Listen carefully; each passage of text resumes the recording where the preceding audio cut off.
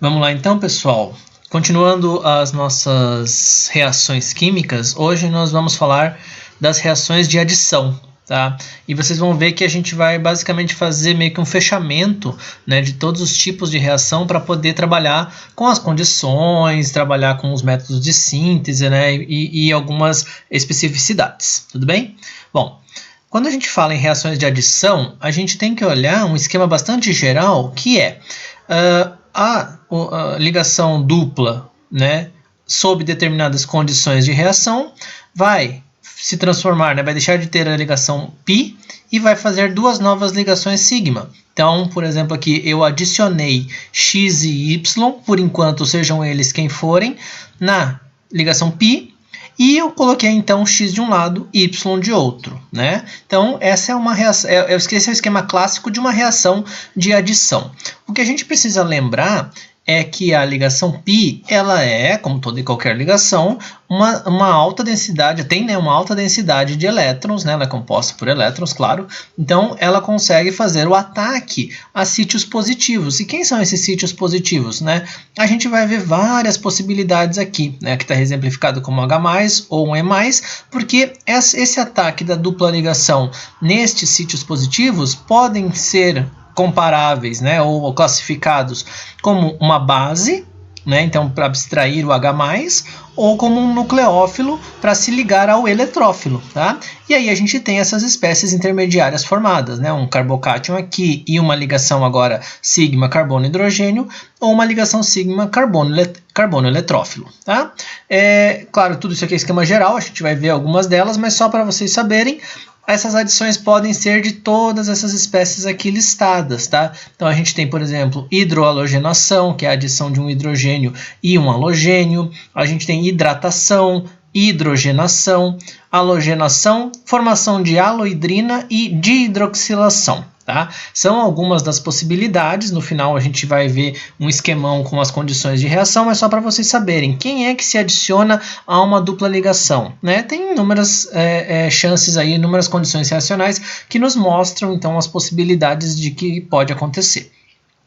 Mas a gente tem que olhar algumas especificidades também. E aí por isso que eu começo a falar para vocês que a gente vai trazer alguns conceitos já vistos, né? Por exemplo, quando eu falo em adição, eu fiz a dupla ligação reagir com uma espécie HX e adicionei H de um lado, X do outro, né? Da ligação dupla, da dupla ligação. Agora, se eu fizer o caminho inverso, eu tenho o que caracteriza para nós uma reação de eliminação, não é? A abstração do hidrogênio beta, consequentemente o par de elétrons volta a formar aqui e um grupo abandonador. E aí, claro, né, ele pode se ligar novamente, interagindo de formas aí que a gente pode ver no equilíbrio, formando então a dupla e o HX correspondente, tá? Então, num esquema bem geral, para a gente olhar a reação de adição, a gente vai ver que essa ligação π e essa ligação sigma são rompidas para que a gente forme duas ligações sigmas, né? Então, essas ligações aqui são as novas ligações formadas. Se a gente quiser generalizar as condições reacionais, a gente pode dizer que para formar o produto de adição, eu vou trabalhar sob baixas temperaturas. E para formar os produtos de eliminação, eu trabalho sob altas temperaturas, tá? Claro que isso é generalizando porque a gente tem cada condição e também catálises, né, para mudar um pouco essas situações aqui extremas. Mas em linhas gerais é isso que acontece. Bom, então vamos pegar um exemplo, né? A gente tem aqui esta molécula reagindo com HBr, ácido bromídrico, a uma baixa temperatura, né? Então a gente tem aqui um controle termodinâmico e a gente tem este produto aqui de adição. Só que, se a gente olhar com calma essa molécula aqui, a gente vai perceber o seguinte, que quando a gente generaliza, né, uma reação de adição, a gente tem duas posições vinílicas, né, ao lado da dupla ligação, e quando a gente faz essa adição, quem é que vai de um lado, quem é que vai do outro? Porque até agora as nossas moléculas são simétricas, né? Ó, essa aqui é simétrica, por exemplo, mas essa aqui deixa de ser. Então, se eu coloco o bromo de um lado ou o bromo do outro, são moléculas diferentes, tá? E aí, o que a gente consegue observar? Que o nosso produto, né, principal é aquele que tem a substituição do hidrogênio, né, a inserção do hidrogênio no lado mais hidrogenado, né? Então é a posição menos substituída, então tudo aquilo que é substituinte, a gente fala que é aquilo que tomou o lugar de um hidrogênio, tá? Então, por exemplo, esta posição aqui é a menos substituída, tem um grupamento metila, e aqui eu tenho dois grupamentos metila, então é a posição mais substituída. Quem vai entrar aqui, né, onde o hidrogênio vai entrar, é no lado menos substituído. Consequentemente, o bromo vai entrar no lado mais substituído, e a gente já vai entender o porquê disso, tá? Tem a ver, claro, com o mecanismo reacional, que é guiado através da formação de um carbocátion. Então, vocês vão observar que a gente vai ter uma situação onde, né, a gente tem aí um carbocátion formado e esse carbocátion vai dizer para nós em qual lado a gente vai inserir o halogênio e o hidrogênio nessa condição aqui, por exemplo, de adição de HBr à dupla ligação. O mais importante é que nessas condições a gente chama essa reação de adição de Markovnikov. Tá? Mas a gente tem uma adição anti-Markovnikov, né? Que é quase a mesma situação, só que é na presença de um peróxido. E aí vocês vão ver na nossa próxima aula que a gente está falando de peróxido. Quando a gente falar de peróxido, a gente vai envolver um mecanismo chamado radicalar. E aí não é o mesmo mecanismo. Então, a adição Markovnikov, que vai acontecer através de vias de carbocátion, que a gente vai ver daqui a pouco, ela vai adicionar o HBr através desse raciocínio. Na posição menos substituída, ele adiciona o hidrogênio, na posição mais substituída, ele adiciona então o halogênio, né? Conforme o nosso exemplo. Na adição anti-Markovnikov, é ao contrário. O mecanismo é ao contrário e a gente vai entender por quê na nossa próxima aula. Tá? Qual é o mecanismo, então, Markovnikov, que rege a adição à dupla, né? Claro, sem a presença de peróxido? O que vai acontecer é o seguinte, lembra lá que a gente falou que a dupla vai agir como uma base ou como um nucleófilo? Se a gente considerar aqui então como uma base, a gente está falando que ela abstrai o hidrogênio e tem então o par de elétrons agora sobre o bromo formando o brometo. Eu tenho as duas possibilidades de carbocátion de serem formadas. Carbocátion aqui, porque eu desfiz essa dupla ligação nessa ligação π. Tá? Então, esse carbocátion aqui e esse carbocátion aqui tem uma competição de terciário e secundário. Vamos retornar lá na estabilidade de carbocátion e lembrar dos efeitos de hiperconjugação que estabilizam a formação de carbocátion, para lembrar que o carbocátion mais estável é esse aqui. Lembra sempre, não é mais estável de permanecer assim, é mais estável para ser formado. Então, consequentemente, se esse é o carbocátion que se forma com maior facilidade, consequentemente também é ele que vai ficar aqui esperando, né? Claro que não é esperando por muito tempo, porque ele é altamente reativo, que um sítio de densidade de carga negativa ou um sítio com carga negativa venha e faça o ataque aqui para formar então a nova ligação sigma, que é o que acontece, né? O bromo vem, ataca este carbono que tinha o carbocátion formado. Então a gente tem este produto como produto de adição. Olha só, se a gente fizer um gráfico relacionando, né, o caminho da reação aqui, a coordenada da reação e a energia correspondente a cada momento, a gente tem que no primeiro momento essa transferência de próton, né, essa abstração do hidrogênio na forma de próton, vai nos dar uma alta de energia, então uma energia de ativação aqui, um estado de transição, né, aqui eu formo um intermediário que é o meu intermediário carbocatiônico. No próximo ataque, que é o ataque nucleofílico, então aqui é uma base, né? Aqui a gente está falando de base abstraindo hidrogênio, aqui é um ataque nucleofílico num sítio eletrofílico. Esse ataque nucleofílico agora, gerando outro estado de transição, vem e mostra o maior abaixamento de energia, que forma para nós, então, o produto de adição Markovnikov, tá bom?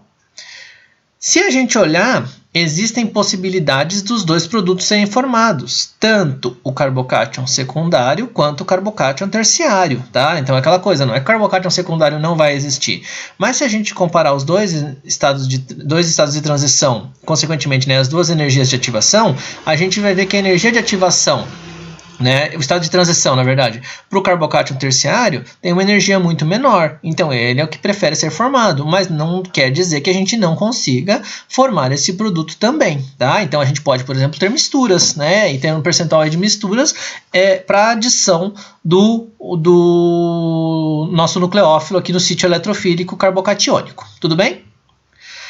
E aí a gente tem que observar também que quando a gente faz adição, a gente tem a formação de um centro de quiralidade, né? Se vocês observarem aqui, ó, nesse caso, por exemplo, quando eu fiz a adição de HCl a essa insaturação, eu formei um centro onde os 4 substituintes deste carbono são distintos e eu tenho então um centro quiral.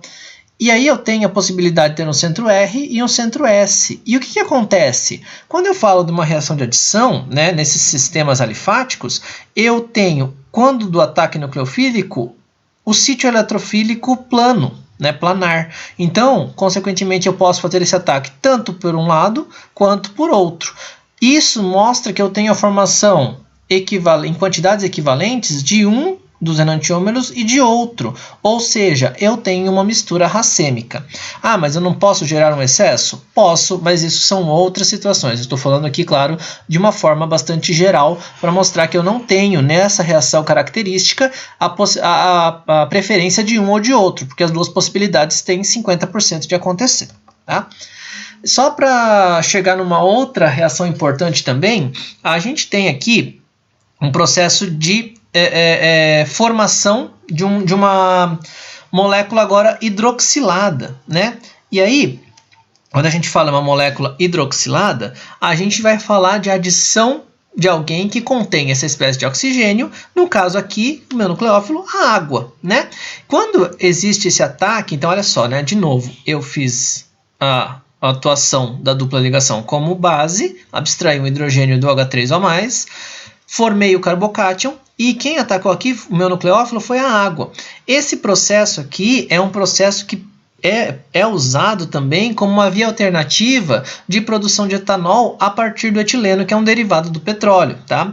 Não é o processo mais usado, mas é um processo alternativo que, por exemplo, nos traz etanol com um alto grau de pureza, né? Já que a gente está falando aqui de produção de uma adição a dupla que tanto faz de um lado ou de outro, porque eu estou falando de um reagente simétrico, tá? Então é importante observar que eu tenho aqui na adição de água uma terceira etapa, que é a abstração deste hidrogênio e regeneração do H3O+, para que eu tenha então um grupamento hidroxila aqui neste carbono, tá? E de novo, né? Olha essa molécula exemplo aqui, ela não é simétrica, né? Então, consequentemente, ela não é simétrica em relação à dupla aqui, né? Considerando esse nosso plano. Consequentemente, eu tenho a preferência de formação de um ou de outro carbocátion e a formação de um ou de outro produto, tá?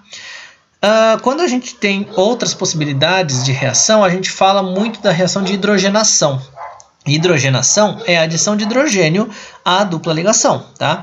E a gente fala de hidrogenação sempre associada à hidrogenação catalítica, então utilizando platina, por exemplo, tá?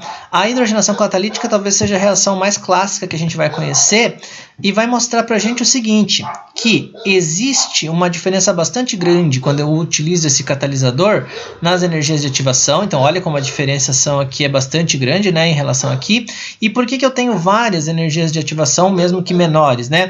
Porque eu estou falando de uma superfície que contém estes átomos de hidrogênio e que permitem que eu faça uma adição a dupla, mas faz com que eu tenha uma adição agora, né? Então a dupla se ligou aqui à superfície de platina e fez com que eu ligasse o hidrogênio. Para ligar o outro hidrogênio, que eu tenha agora uma adição, só que todas elas ocorrendo do mesmo lado. Se eu estiver falando de um produto alifático, isso não vai fazer muita diferença, mas observem aqui, quando eu falo de produto cíclico e eu tenho a restrição de movimento nestes carbonos, eu só observo este par aqui, né? Então a adição sempre para o mesmo lado. Por quê? Porque eu tenho essa restrição, a dupla ligação fica presa a essa superfície e faz com que a hidrogenação ocorra do mesmo lado. Então eu não tenho essa formação destes pares de enantiômeros aqui em posições opostas, digamos assim, tá? E aí, por que eu faço um primeiro fechamento, né, nessa aula de hoje aqui? Para mostrar que a gente já viu, então, substituição nucleofílica, eliminação e adição. E aí, com essas informações aqui, a gente pode brincar com várias moléculas e começar a falar um pouco das estratégias de síntese. Por exemplo, quando eu quero substituir alguém que está ligado a um carbono, quando eu quero formar uma dupla ligação ou quando eu quero desfazer uma dupla ligação adicionando alguém, que é o que a gente viu na aula de hoje, tá? Então essas três classes de reações são extremamente importantes para a gente poder falar de condições reacionais. E quando a gente fala de condições reacionais, eu vou deixar esse grande resumão aqui para vocês, para mostrar que a gente tem, olha lá, ó, nas legendas, né? A hidrohalogenação de Markovnikov, a anti-Markovnikov, por aí vai, né? Hidroboração, hidrogenação, bromoação, são as reações que a gente comentou que podem ser feitas num sítio de dupla ligação, agora associadas às condições reacionais, né? Tem várias aqui que a gente não falou detalhadamente, mas, por exemplo, aqui ó, hidrogênio e platina, aqui é uma reação que ocorre em meio ácido, aqui a gente já tem uma situação com uma espécie de manganesa, aqui a gente tem outra com ósmio. Então, para dar uma olhada aqui, a versatilidade dessas reações de adição nos permitem fazer moléculas que são bastante úteis na síntese como um todo, beleza? Galera, qualquer coisa, mandem dúvidas.